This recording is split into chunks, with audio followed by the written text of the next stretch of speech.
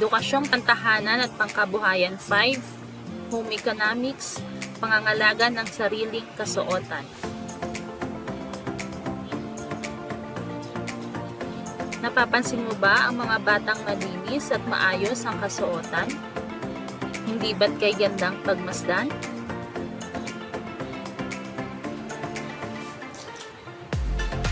Ang pangangalaga ng kasuotan ay hindi mahirap na gawain. Ang kailangan lamang ay pagsasanay at pagsisikap sa mga gawaing dapat gampanan. Isa ito sa mga tungkulin dapat pag-aralan at gampanan ng batang nasa edad mo. Maraming paraan ang sinasagawa para mapangalagaan ang kasuotan. Ang bawat paraan ay naglalayong mapanatili ang kagandahan at kapakinabangan ng damit sa loob ng mahabang panahon. Isa rin itong paraan ng pagtulong sa mga magulang. Kailangang isipin ni Numan ang musong pangangalaga ng kanyang kasuotan, mga kagamitan at anumang meron ay dapat isapuso at mahalin upang tumagal ang pakinabang. Narito ang mga paraan upang mapanatiling malinis at maayos ang mga kasuotan. Una, pag-aalis ng mantsa. Mainam na tanggalin kaagad ang mga mantsa sa damit habang ito ay sariwa pa upang hindi mahirapan sa pagtanggal. Mas malinis at kaaya-ayang tignan ang damit na walang mantsa. Ikalawa, paglalaba. Ginagawa ito sa mga kasuotan upang maiwasan ang di kanais-nais na amoy, mawala ang dumi, pawis at alikabok na kumakapit dito gamit ang sabon at tubig. Hindi madaling masira ang mga damit kapag nilabhan ng maayos.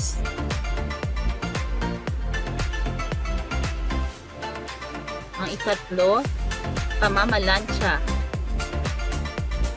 Hindi kaaya-ayang tingnan ang damit na gusot-gusot kaya nararapat itong plansyahin upang maibalik sa dating hugis at ayos ang mga ito.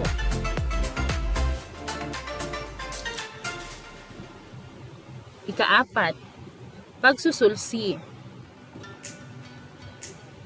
Ang mga may punit na damit ay dapat sulsihan kaagad upang hindi lumaki ang sira at magamit pa ito ng mahabang panahon. Maaring gawin ito sa pamamagitan ng makina o di kaya pagsusulsi gamit ang kamay.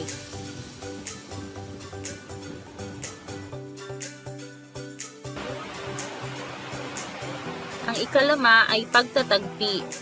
Ito ay sinasagawa kapag ang damit ay may butas. Tinatakpan nito ang bahaging may butas sa pamamagitan ng pagtatagpi gamit ang isang kapirasong tela.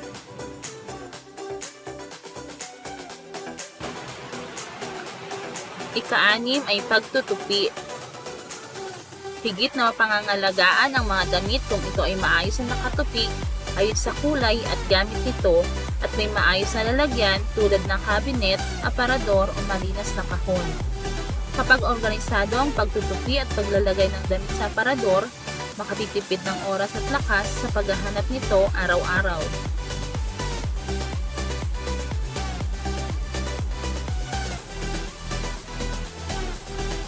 Narito naman ang mga wastong pangangalaga at pag-iingat sa kasuotan. Una, kailangang pahanginan ang mga damit na basa ng pawis. Ikalawa, ang mga damit panlakad ay dapat i-hanger at huwag ihalo sa mga damit pambahay.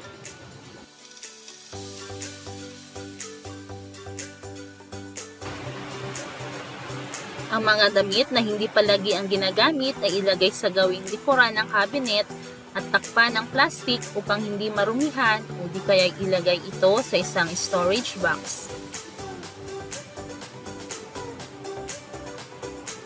Bago labhan ang mga damit, kumpunihin muna ang mga sira nito tulad ng mga may tanggal na butones at tastas.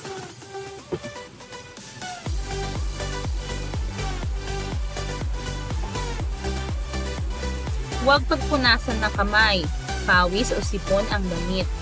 Gumamit ng panyo o tissue paper kung kailangan.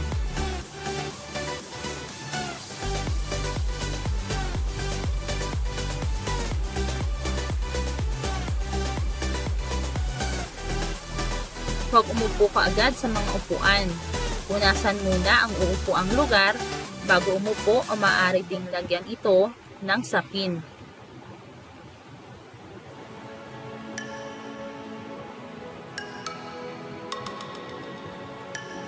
Iwasang upo sa maruruming lugar.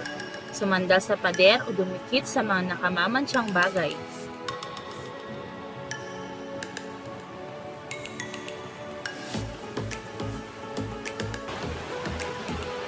Tandaan, ang batang malinis at maayos ang kasuotan ay hinahangaan.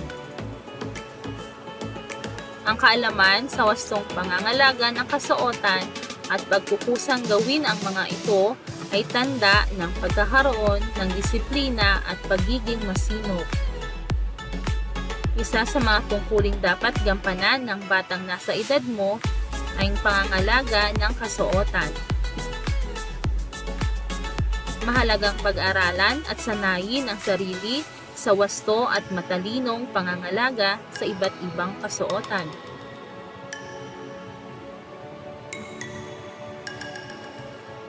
Handa ka na ba sa mga gawain? Piliin sa mga kahon ang paraang tinutukoy sa mga kasuotan upang mapanatiling malinis at maayos ang mga ito.